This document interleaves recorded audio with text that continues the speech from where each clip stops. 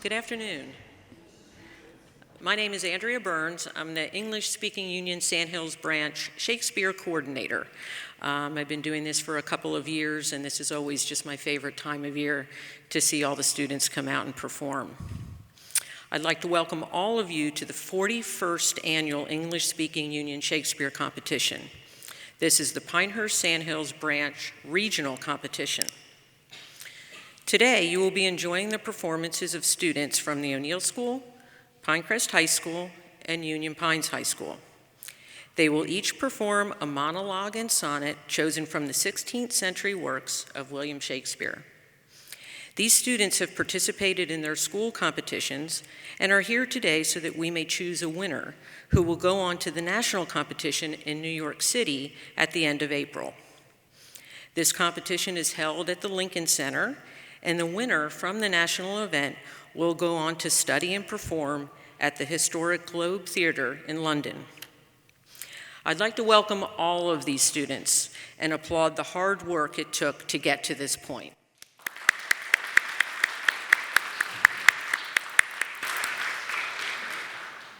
I'd also like to welcome their educators and thank them for their continued support of this competition. Today, we have Adam Faw from Pinecrest High School, Chase Costin from Union Pines, and Owen Gemmer from the O'Neill School. I'd like to thank our judges for the competition today, Dr. Jonathan Drehos from UNC Pembroke and Uprising Theater Company, and Ms. Judy Osborne from Sandhills Community College. I'd also like to thank the Village Chapel of Pinehurst once again for hosting us. This is a beautiful facility to have this with perfect acoustics and lighting, and it couldn't be a better place for these students to perform. A little matter of bookkeeping. Everybody, please, please, please silence your cell phones. We will have each student perform their monologue and sonnet, after which the judges will deliberate, and we will have a winner this afternoon. One matter of business also, our competitor number 13, Cooper Summers, will not be here today. He is ill, so we are one person down. Without further ado, let's begin.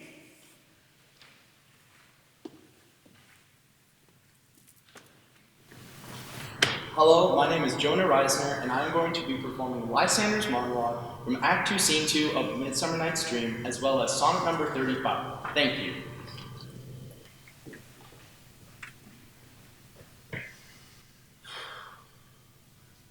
And run through fire will thy sweet sing, transparent Helena, nature shows art, that through thy bosom makes me see thy heart. Where is Demetrius? Oh, how fit a word, is that vile name to perish on my sword. Content with Hermia? No, I do repent the tedious minutes I with her have spent. Not Hermia, but Helena I love, will not change a raven for a dove. The will of man is by his reason swayed, and reason says you are the worthier maid. Things growing are not ripe until their season, so I, being young, till now ripe not to reason.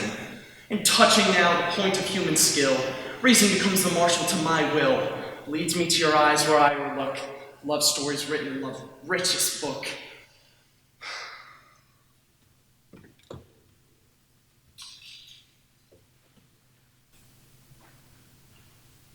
No more be grieved at that which thou hast done. Roses have thorns and silver fountains mud. Clouds and eclipses stain both moon and sun, and loathsome canker lives in sweetest bud.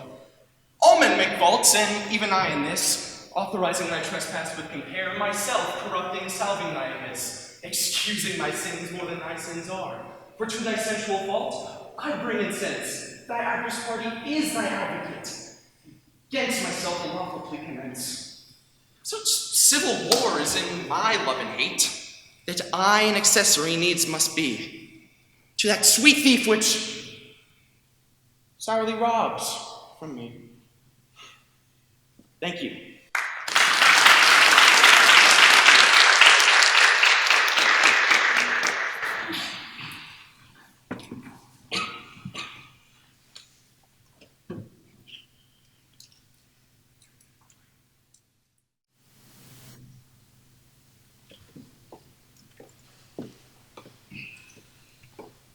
Hello, my name is Maya Goforth, and I'll be performing as Isabella from Measure, followed by sonnet number 20.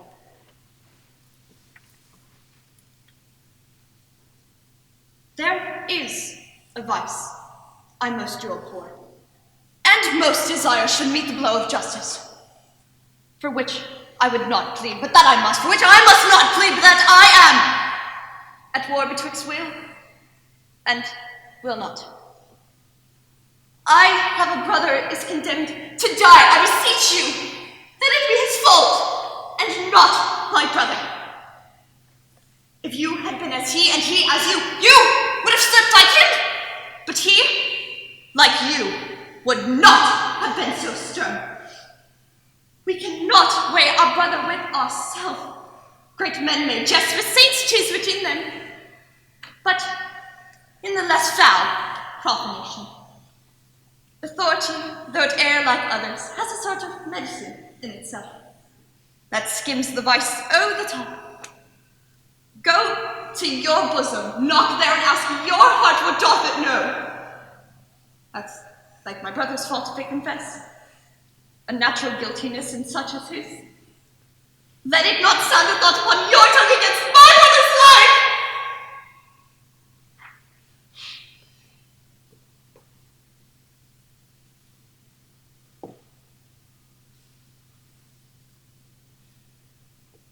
A woman's face with nature's own hand painted, hath thou the master mistress of my passion. A woman's gentle heart, but not acquainted with shifting changes as is false woman's fashion. An eye more bright than theirs, less false in rolling, gilding the object whereupon it gazeth. A man in hue, in all hues in his controlling, which steals men's eyes and women's souls. Oh, amazing. And for a woman, wert thou first created? Till nature, as she wrought thee, fell doting, and by addition, me, of thee, defeated. By adding one thing to my purpose, nothing. So since she pricked thee out for women's pleasure, mine be thy love, and thy love's use their treasure. Thank you, and once again, my name is Maya Goforth.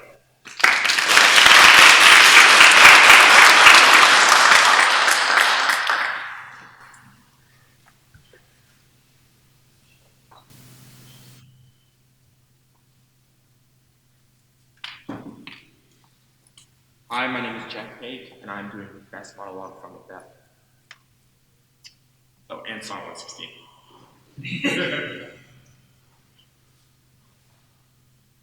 Is this a dagger which I see before me, the handle toward my hand? Come, let me clutch thee. I have thee not, and yet I see thee still. Art thou not, fatal vision, sensible to feeling? As to sight, or art thou but a dagger of the mind, of false creation proceeding from the heat oppressed brain?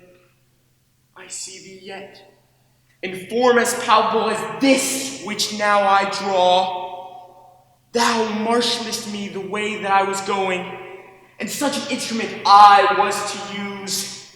Mine eyes made fools of the other senses, or else worth all the rest. I see thee still, and on thy blade in dudgeon, gouts of blood which was not so before. There's no such thing. It is the bloody business which informs thus to mine eyes. I go when it is done. The bell invites me. Hear it not, Duncan, for it is Nell that summons thee to heaven or to hell.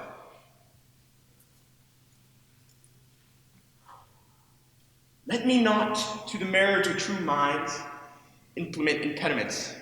For love is not love which alters when an alteration finds, or bends with the remover to remove. Oh no, it is an ever-fixing mark that looks on tempests and is never shaken. It is the star to every wandering bark, whose worth's unknown, although his height be taken. Love's not time's fool.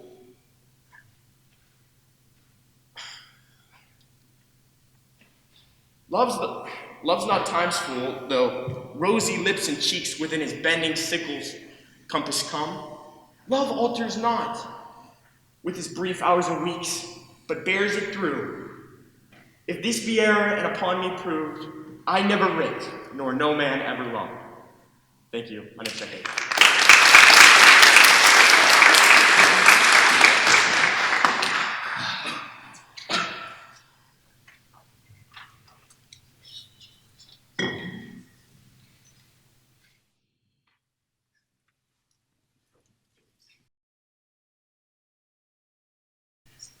Hello, I'm Caitlin Blocklinger, and I will be performing Sonnet 139 and Desdemona's monologue from Othello, Act 4, Scene 2. O call not to me to justify the wrong that thy unkindness lays upon my heart. Wound me not with thine eyes, but with thy tongue. Use power with power, and slay me not by art. Tell me thou lovest elsewhere, but in my sight. Dear heart, forbear to glance thine eye aside. What needst thou wound with cunning when thy might is more than my o'erpressed defense can bide? Let me excuse thee. Ah, my love well knows her pretty looks have been mine enemies, and therefore for my face she turns my foes, and that they elsewhere might dart their injuries. Yet do not so. For since I am mere slave, kill me outright with looks, and rid my pain.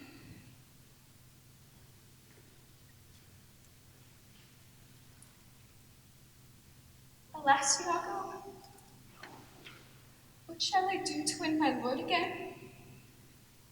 Good friend, go to him, for by this light of heaven I know not how I lost him.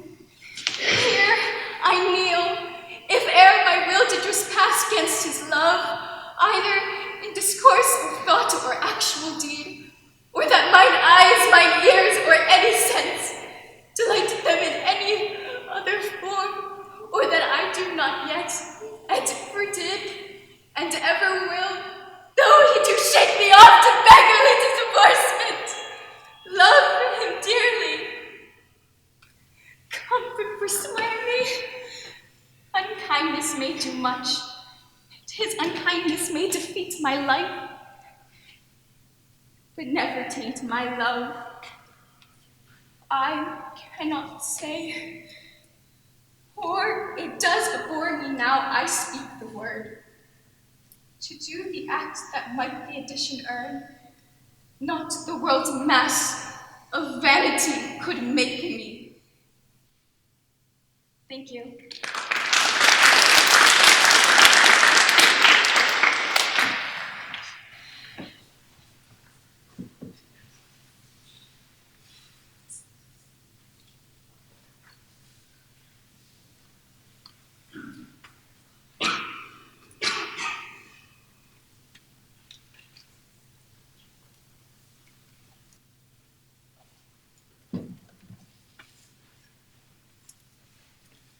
Hello, my name is Kai Hart, and I'll be performing Hamlet's monologue from Act 3 and Scene 3 of Hamlet, as well as Sonnet number 35.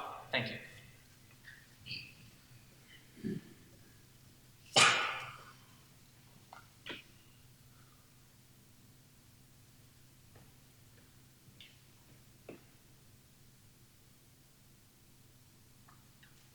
Now might I do it pat. Now he is a prey, and now I'll do it. And so he goes to heaven, and so am I revenged.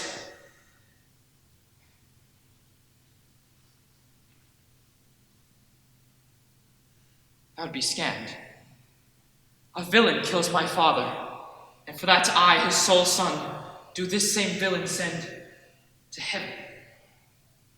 Why, this is higher in salary, not revenge. Up, sword, and know thou a more horrid hint. When he is drunk his sleep, or in his rage, or in the incestuous pleasure of his bed, at game, a swearing, or about some act there is no relish of salvation in it, then trip him, so that his heels may kick at heaven, and that his...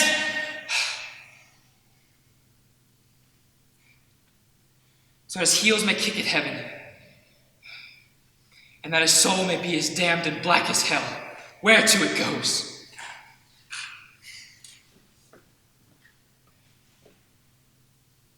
My mother stays. This physic but prolongs thy sickly days.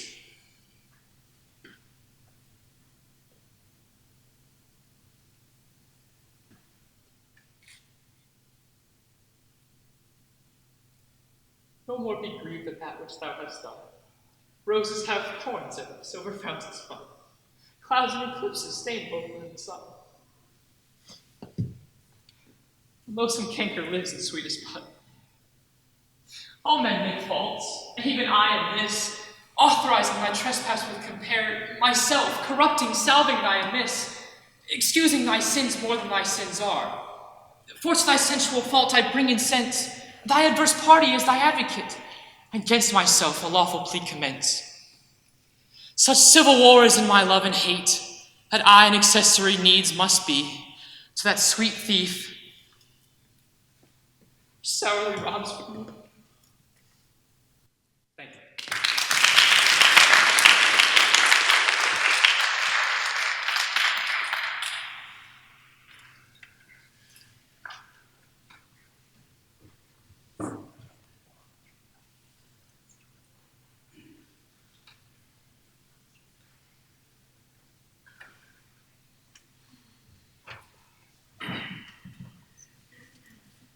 Hi, my name is Xavier Straub, and I will be performing Mercutio's monologue from Act 2, Scene 4 of Romeo and Juliet in sonnet number 71.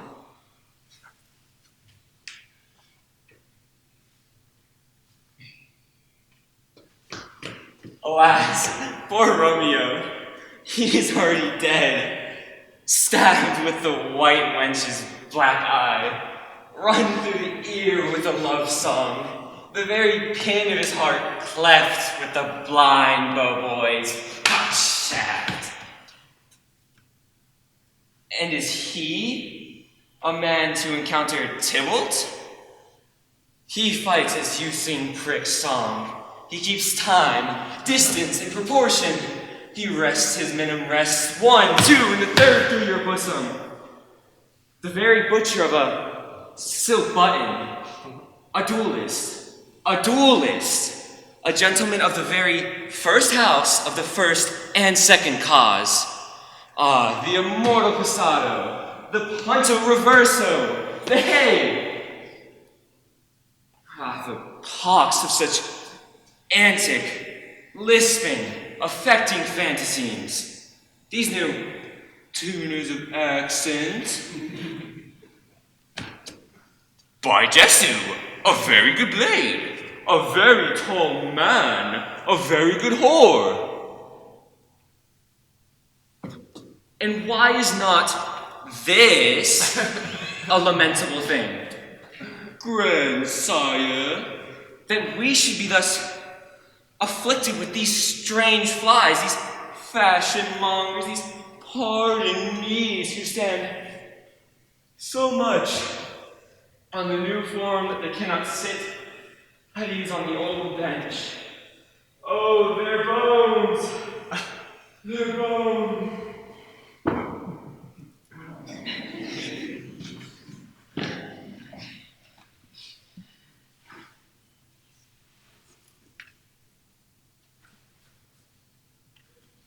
No longer mourn for me when I am dead. Then you shall hear the surely sullen bell give warning that I am fled from this vile world with vilest worms to dwell. Nay, if you read this line, remember not the hand that writ it. For I love you so, that I in your sweet thoughts would be forgot. If thinking on me then should make you woe, oh, if I say you read this verse when I, perhaps, compound them with play, do not so much as my poor name rehearse, but let your love, even with my life, decay. And lest the wise world should look into your moan and mock you with me after I am gone. Thank you.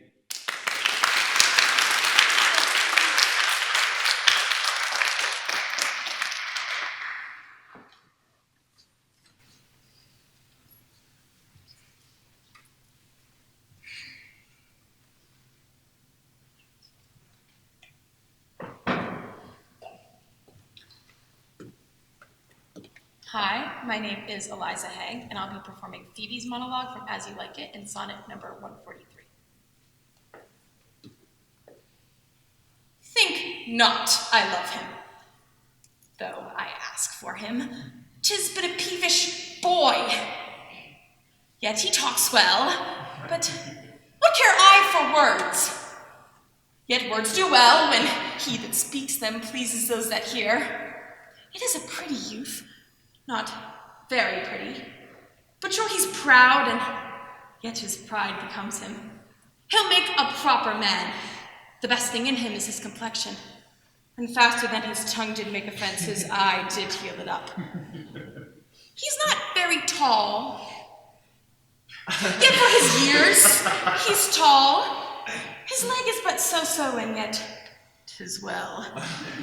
There was a pretty redness in his lip, a little riper and more lusty red than that mixed in his cheek. 'Twas just the difference betwixt the constant red and mingled damask. There be some women, Silvius, had they marked him in parcels as I did, that would have gone near to fall in love with him. But for my part, I love him not, nor hate him not.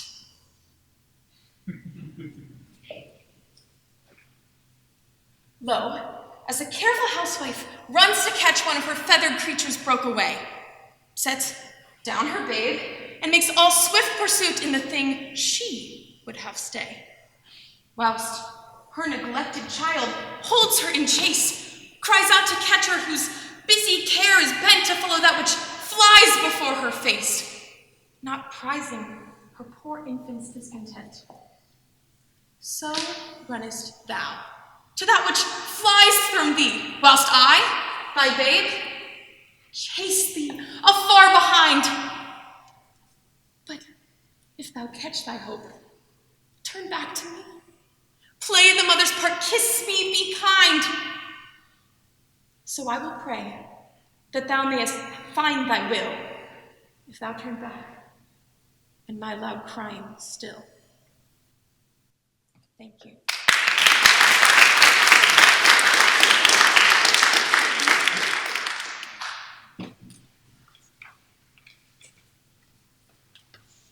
Hi, my name is Priscilla McCrae. I'm performing Margaret's monologue from Richard III, Act 4, Scene 4 in sonnet number 144.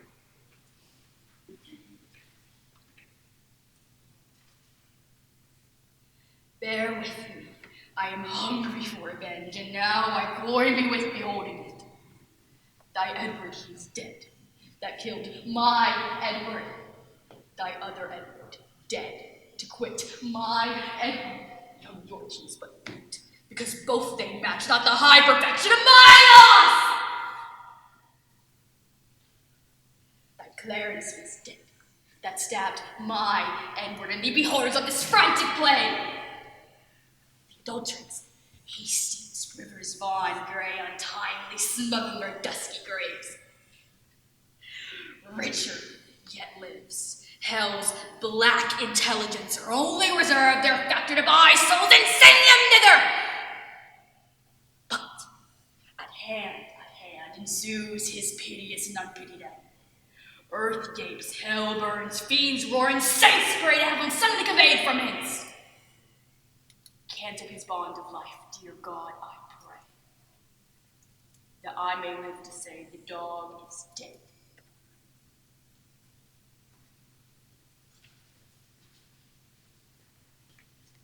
Two loves I have, of comfort and despair, which like two spirits do suggest me still. The better angel is a man right fair. The worser spirit is a woman colored ill. To win me soon to hell my female evil, tempteth my better angel from my side, and would corrupt my saint to be a devil, wooing his purity with her foul pride. And whether that my angel be turned fiend, suspect I may yet not directly tell, but being both for me, both to each friend, I guess one angel's in another hell. Yet this shall I ne'er know, but live in doubt, to my bad angel far my good one out. Thank you.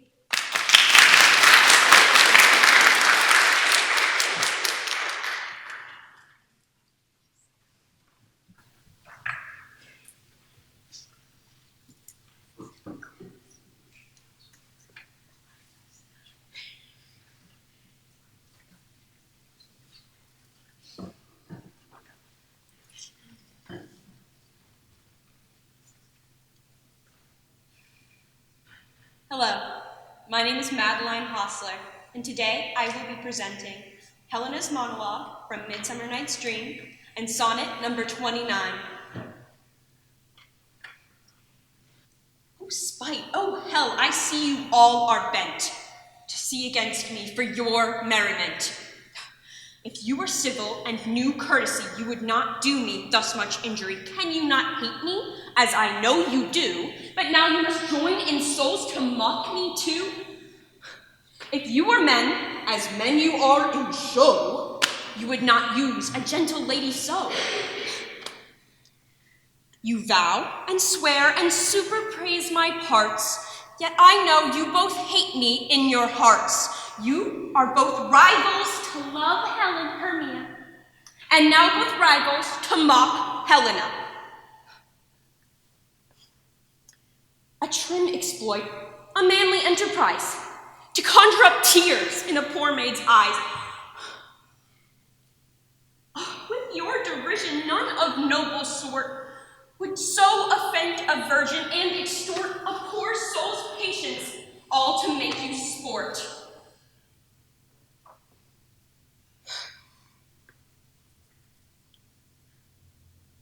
When in disgrace with fortune and men's eyes, I all alone beweep my outcast state. And when and trouble deaf heaven with my bootless cries, I look upon myself and curse my fate, wishing to me like one more rich in hope, featured like him with more friends possessed, desiring for myself this man's art or that man's scope.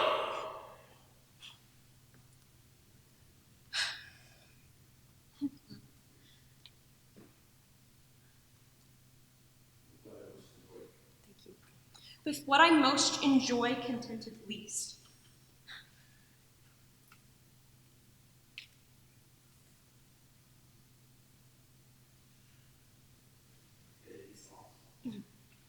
In these thoughts, myself almost despising. But haply I think on you, and then my state, like lark at break of day, sing from sullen earth, sing sweet hymns at heaven's gate, and then and remember what such wealth your presence brings. I scorn to change my state with kings. Thank you.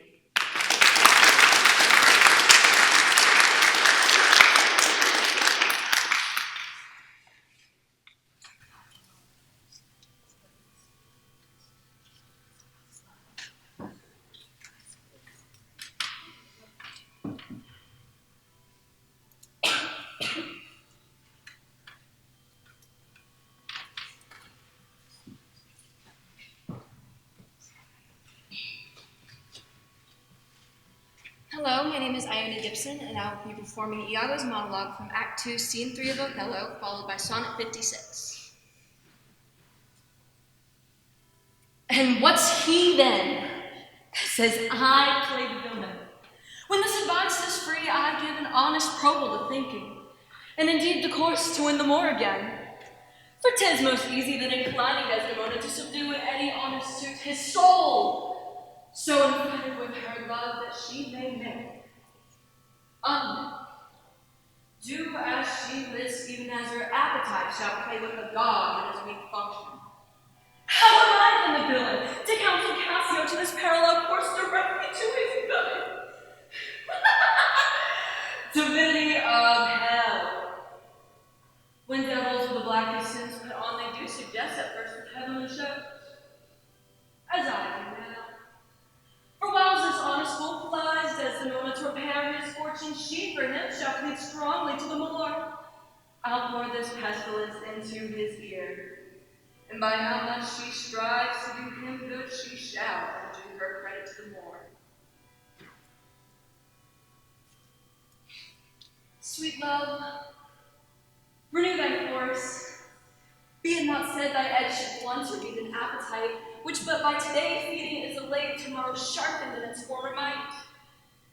So, love, be thou.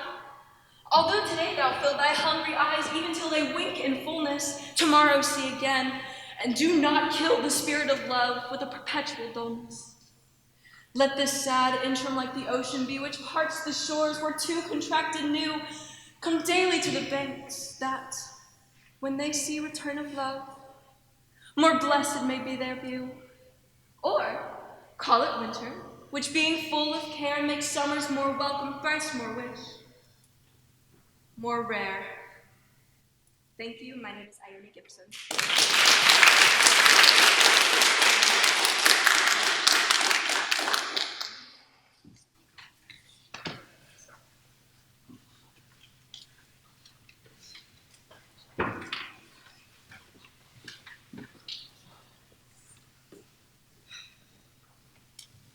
Hi, my name is Jen Farwell, and I will be performing Brutus's monologue from Julius Caesar, followed by sonnet number 52. It must be by his death, and for my part, I have no personal cause to spurn at him, but for the general, he would be crowned. How that might affect his nature, now there's the question. The abuse of greatness is when it disjoins remorse from power. And to speak truth of Caesar, I know not when his affections swayed more than his reason. But 'tis a common proof that lowliness is young ambition's ladder, whereto the climber upward turns his face. But when he once attains the utmost round, he then unto the ladder turns his back, looks in the clouds, scorning the base degrees by which he did ascend. So Caesar may, then, lest he may, prevent, and therefore see him as serpent's eggs, which, hatched, would, as his kind, grow mischievous, and kill him in the shell. So am I as the rich, whose blessed key can bring him to his sweet, uplocked treasure, the which he will not every hour survey. For, blunting the fine point of seldom pleasure, therefore are feasts so solemn and so rare, since seldom coming in the long year set, like stones of worth they thinly placed are, or captain jewels in the carcanet. So is the time that keeps you as my chest, or as the wardrobe which the robe doth hide, to make some special moment special blessed by new unfolding his imprisoned pride. Blessed are you whose worthiness gives scope, being had to triumph, being lacked to hope. Thank you, and again, my name is...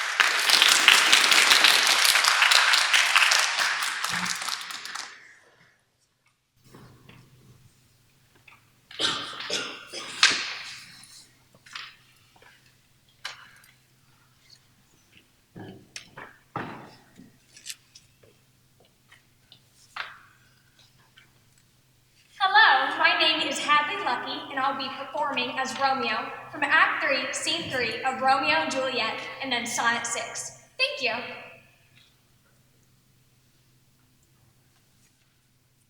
"'Tis torture and not mercy. Heaven is here where Juliet lives, and every cat and dog and little mouse, every unworthy thing live here in heaven and may look on her. But Romeo may not. More validity, more honorable state, more courtship living in carrion flies than Romeo. They may seize upon the white wonder of dear Juliet's hand and steal a mortal blessing from her lips, who even impure in vestal modesty still blush as thinking their own kisses sin. But Romeo may not. He is banished. Flies may do this, but I from this must fly. They are freedmen, but I and banished? And sayest thou yet that exile is not dead? Hadst thou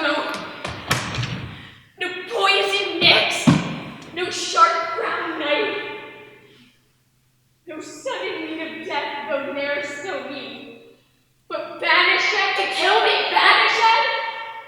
O friar, the damages that were in hell.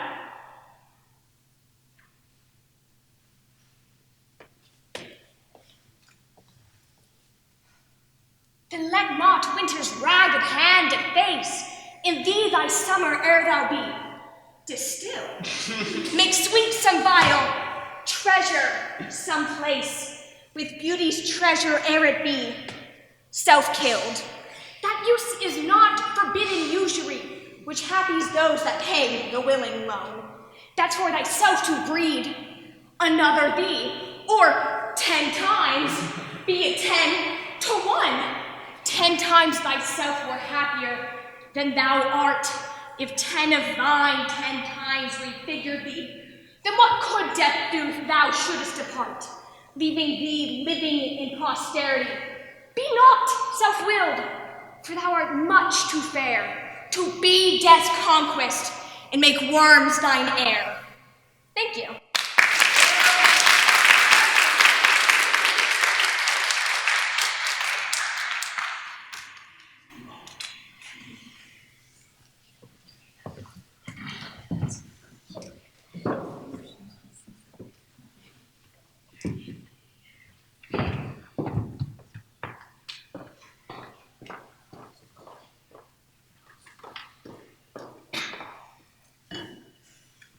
Hi, my name is Chloe Eisenhardt. I will be performing Ophelia's monologue from Act 4, Scene 5 of Hamlet, and sonnet number 42.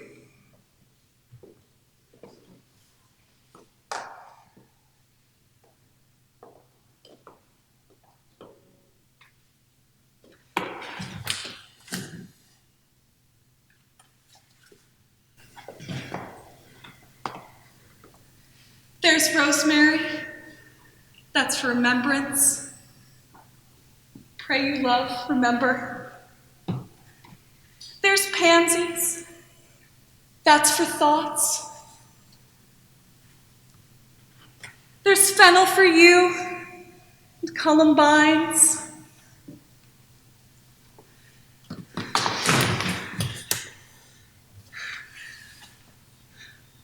There's rue for you, some for me.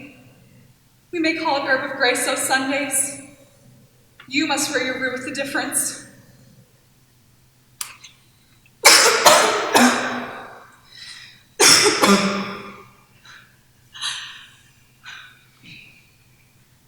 There's a daisy. I would give you some violets, but they all withered away when my father died. And will he not come again? And will he not come again? No, he's dead. Go to thy deathbed, for he will never come again.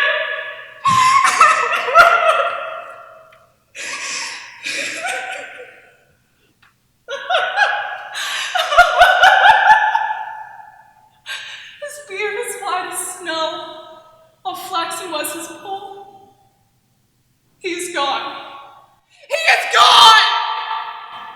And we cast away moan. God have mercy on his soul. With all Christian souls, I pray God. God be with you.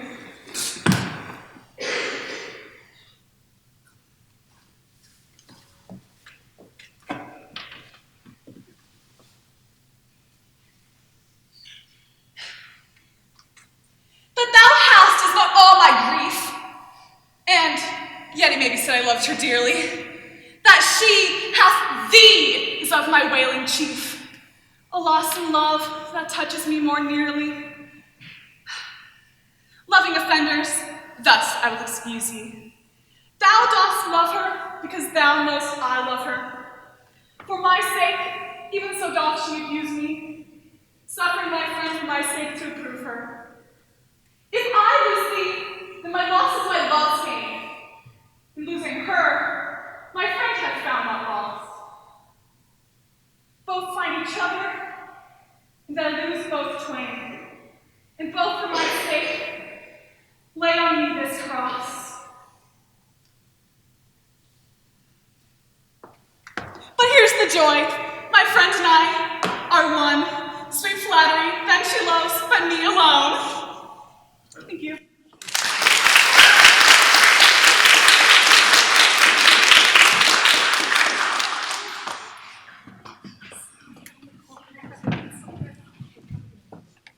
Okay, well, thank you very much.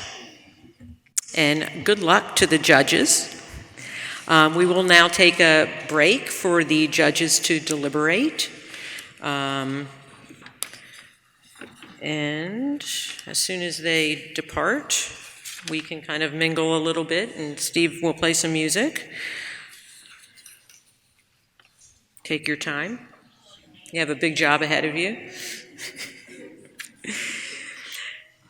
Just a couple words. I would like to thank the English-speaking Union Pinehurst Sandhills branch for their support of this competition today, and to welcome all of its members today in attendance.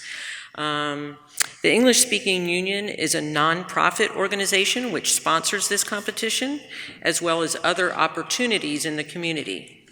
We have a monthly high school recognition program, the middle school debates, and numerous scholarship opportunities for educators in Moore County. In addition, we feature a monthly speaker program from October through May, which spotlights speakers of local, national, and international acclaim. This competition today is part of a nationwide event which began in 1983 with just 500 students performing in New York City. There are now over 20,000 students participating throughout the country, ranging from Honolulu to Boston. Over the years, young people of all backgrounds have rediscovered Shakespeare's writings and learned to express his words with understanding, feeling, and clarity. I think we experienced that today. We were very fortunate last year to send a student to New York from Union Pines High School.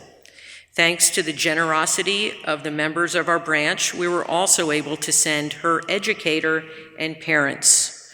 We are looking forward to doing this again in 2024. And now, students, you may relax,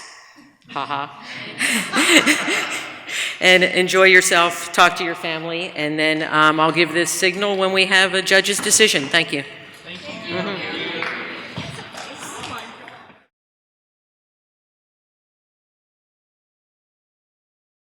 Okay.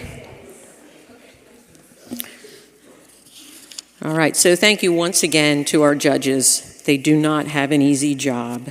All of the performances were fantastic. I applaud your energy, your enthusiasm, and all the hard work you put in this. I think every year that we do this, the bar just goes up. I've been doing this since about 2016, and I think that every year the performances just get better and better, and the line between everybody performing just keeps getting smaller and smaller. But your poise and enthusiasm is to be applauded, and I hope you all continue in the arts. This is wonderful. It's a wonderful experience, not just throughout high school. We have our judges here, our higher education educators, and hopefully you will all continue to pursue not just Shakespeare, but other acting in the arts in some way, because you're also very talented.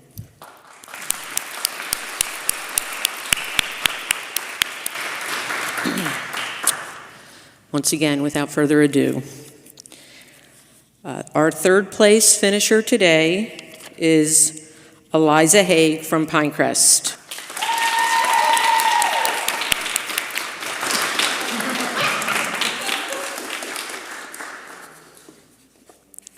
Our second place finisher today is Caitlin Blocklinger from the O'Neill School.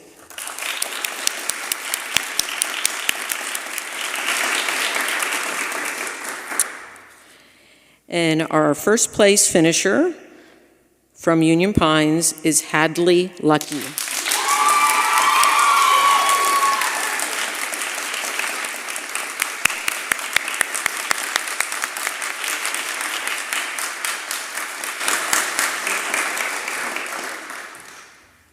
I would present the trophy, but we've had a technical difficulty with the trophy. It's a little bit broken. But the trophy, we will kind of present it for some pictures, but I don't want to lift it up right now. But anyway, the trophy will go to Union Pines, and it will stay there for the year in their trophy case with Hadley's name on it to join her other students. I congratulate all of you. If you'd like to get with your parents, get with your educators, I think Dale got enough pictures here, and we'll move on. But congratulations to all of you.